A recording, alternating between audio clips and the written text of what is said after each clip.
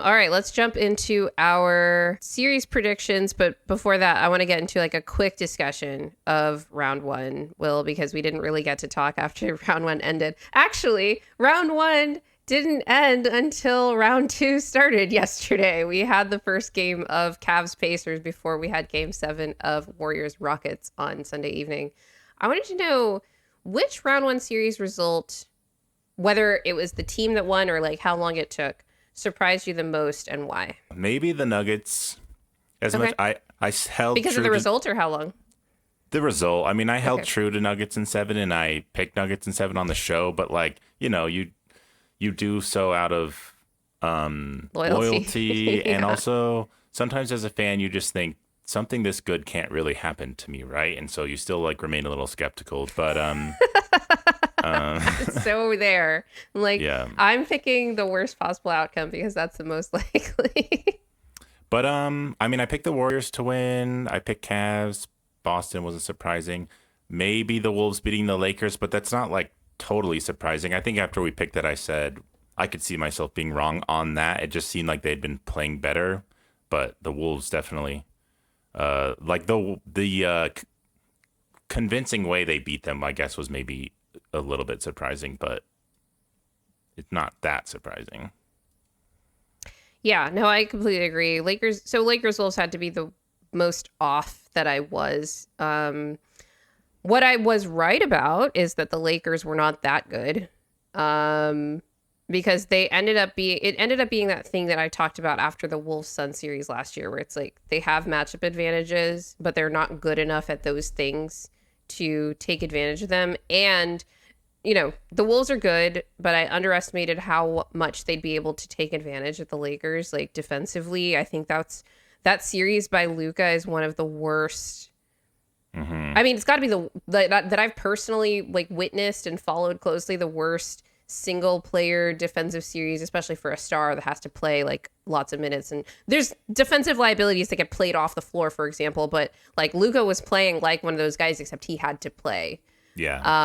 And that was really bad. It was one of those things where I'm like, he was responsible for like half of the Wolves' points, and I just didn't think he would be that bad in the series. And then really both ends of the floor, he had some high scoring games, but efficiency wise and approach, I thought he was barely, even if like a top 3 player in that series. Like I think he was pretty soundly outplayed by both Ant and Julius Randle, just making an impact on both ends of the floor and being efficient and all of that stuff.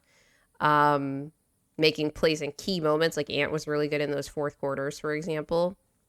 And I thought LeBron was just better than him for more games in that series, and it does only go 5, but I mean, regular season's so different than playoffs, as people have been noticing, and everything that we kind of thought it about the is, Lakers. but it isn't at the same time. Yeah, like Yeah, like things we thought about the Lakers after the trade didn't really show up until the playoffs, where it's like you have to play your best. And yeah, the idea that Luka could come into the Lakers after like a world-shattering trade for him doesn't necessarily surprise me that he wasn't as locked in, especially playing in the finals in the offseason. It's just like a whirlwind for him, and the Lakers just weren't built around him yet. He's not used to the defensive personnel of the Lakers, and how the Mavs covered up for him. The Lakers yeah, aren't for used sure. to The doing. lack of rim protection was a big thing that I underestimated, for sure, because like I said before the series, like the Lakers' lack of rim protection and the compounded by the unplayability of Jackson Hayes took away one of the major matchup advantages that Luka had against the Wolves last year, which was Lively and Gafford behind him.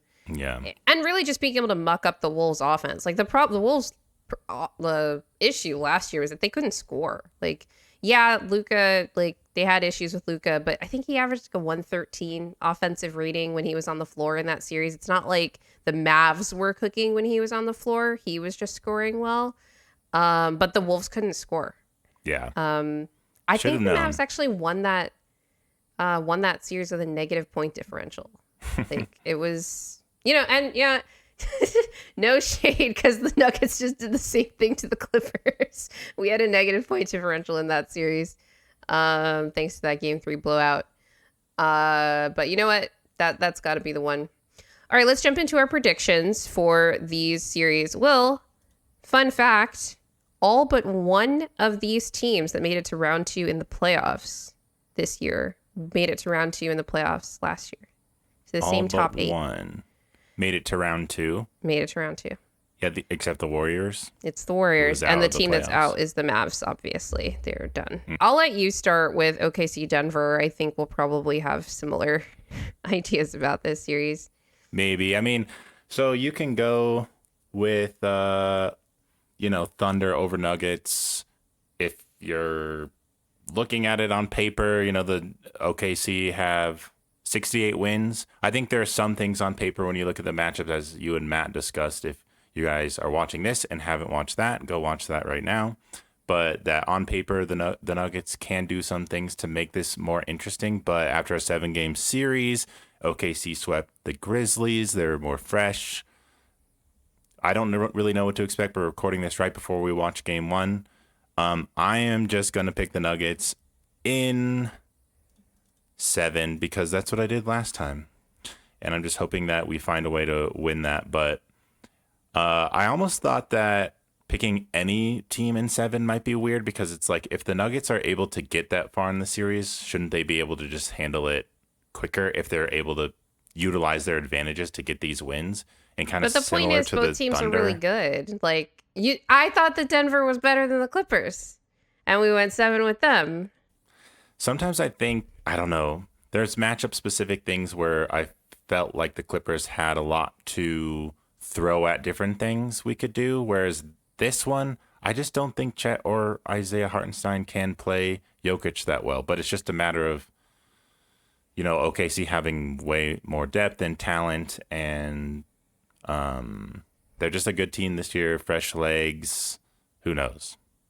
Yeah. But I'm just going to go with this and just say Nuggets in 7. And if we drop some games early in this series because we just played a 7-game series, maybe we can come back and win it.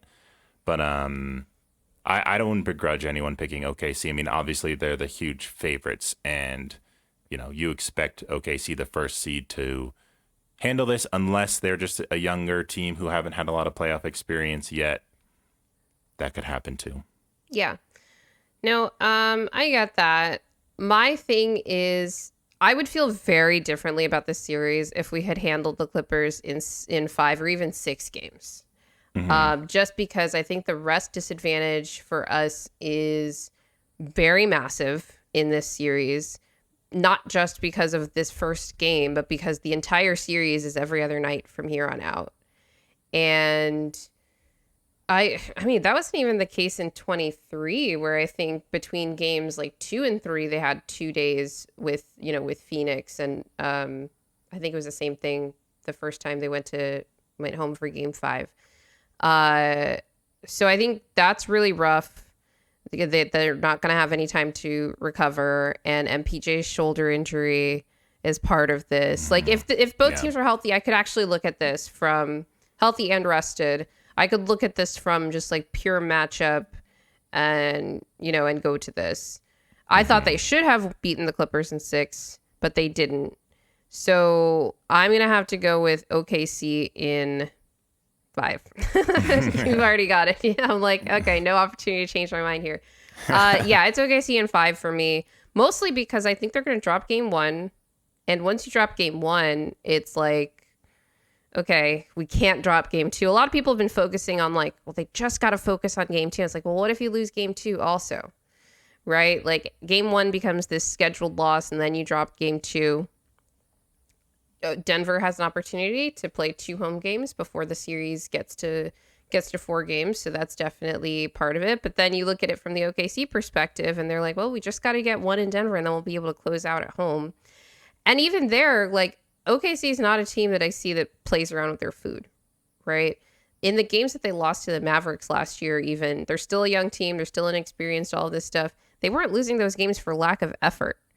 It wasn't like, take the Mavericks, for example, at the start of every series that they played last year, where their game 1 was just a throwaway and they were like, whatever, we'll get them in game 2. That's not what OKC does. And I don't think it's what they're going to do now. I think they're hungry. They had that game 3, it was against the Grizzlies, where they go down 30 and they don't give up. Obviously, Ja goes out in that game, so it makes the comeback easier, but they still made it. Like, a 30-point comeback is not easy to do. And it's easily a game that they could have just thrown out and just been like, we'll get them next time, because they know they're better than that team. But they didn't waste any time. And I think they're going to pounce on Denver in these first 2 games. And I think they're probably going to win a third one in Denver, whether we win game 3 or not. So I got OKC in 5. All right, so Warriors, Wolves next. Do you want to go first or? Yeah, I can start with this one. So I've got Warriors in 7, which is the coward's way out. I always say if you pick a team in 7, it means you don't know who's going to win the series. And it's honestly because I don't know who's going to win this series. The only reason I think OKC goes 7, or OKC, the Warriors go 7 in this series, is because of Steph. He thrives in this matchup. The Wolves don't have the same sort of quick-footed perimeter athletes that the Rockets had, that really, I think, stifled him for large portions of that series against the Rockets. But they're going to need Steph to be Steph, and that's why I think it goes 7. I don't know that he can be as consistent. But they're also going to need a Herculean effort from Draymond defensively because of all the front court players that the Wolves have. And that's why I think that, like, Minnesota's a good team. They have matchup advantages of their own, especially with their size. I don't know if the Warriors can actually guard Ant, et cetera, et cetera. So the Wolves can easily win this series, but I don't want them to, so I'm going to pick Warriors in 7. I'm so torn on this. It's very close. You almost convinced. I was going to go Wolves because they just looked very good against the Lakers, and the Warriors just had a 7-game series. So for similar reasons why the Wolves are going to smack them in game 1, by the way. Like, that's why this can't, even if I thought the Warriors had a decisive matchup advantage, I wouldn't pick them to win game 1, and it wouldn't be a short series. Yeah. Because the Wolves are good, and they're coming off a pretty big rest advantage. Our friend of the show, Caitlin from U Sports, loves the Warriors. I felt like I was going to pick them again, and because I picked them on U Sports to beat the Rockets, and they were very happy with that. But I might have to finally go Wolves in this, and I'll say Wolves in 6. Okay, yeah. So you're picking Minnesota to be the decisively better team, but not enough to win quickly. Yeah. Okay. I think they looked good, and I think the Rockets coming back on the Warriors shows me the Warriors are a little vulnerable. So, okay, the next one we've got is Boston, New York. I've just got Boston in 5. This is a good matchup for them. Both teams are having, like a moderate amount of rest, whatever. But they tend to dominate this matchup. I could see Boston sweeping, but they also have some injury issues of their own, and they might have an off shooting night in the series somewhere. So I'm just going to give the Knicks a game. I'll give them one more game and say Boston in 6. I don't know why, but Okay. I think I feel more confident in your pick. But I just hope the Knicks can make it a little bit more of an interesting series. So I'll say 6 in hopes that we can see some entertaining games. Right. They could be Boston's Pistons. Like, I think exactly. the Celtics are worse than they were last year. So they're probably going to drop a few more games in this run if they do get to make it to the finals, even if they do win the title than they did last year. So we could talk about that a little bit with relatedly in the next series. Cleveland, Indiana. I think, Boston didn't face any like fully healthy teams until the finals last year, and then it was that fraudulent Mavs team. Right. And I was hoping that we would see a Cleveland Boston Eastern Conference Finals, just because even though I think Boston would win because they've got the matchup, Cleveland's fully healthy. They're an incredible team. Garland has that toe sprain. He's supposed to be back for game 2 tonight, but now, or not tonight, tomorrow.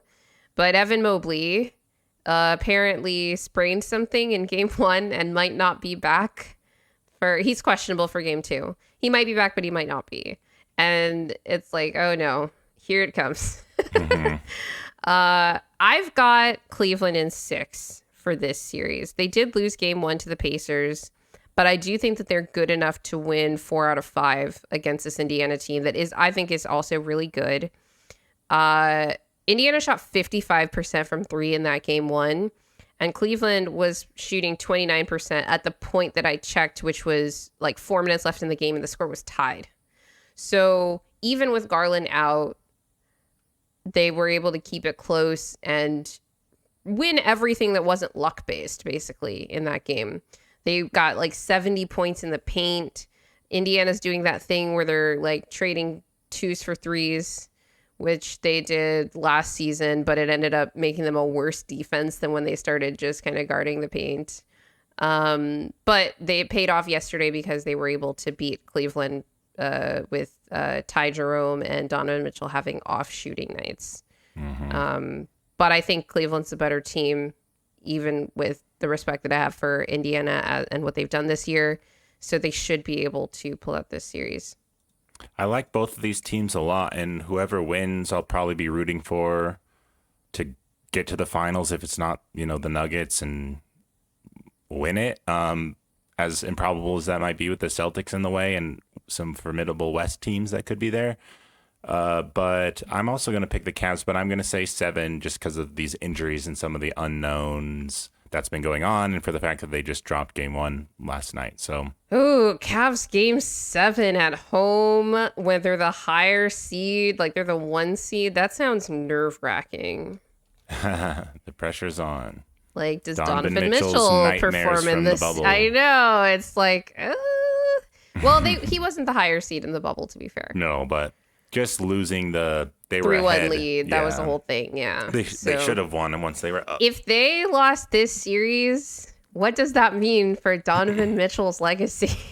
Classic playoff dropper. No, not his performance, but the team. Oh, where'd we go? Hold on. I disappeared. Oh, there we go. Not his performance, but the team dropped.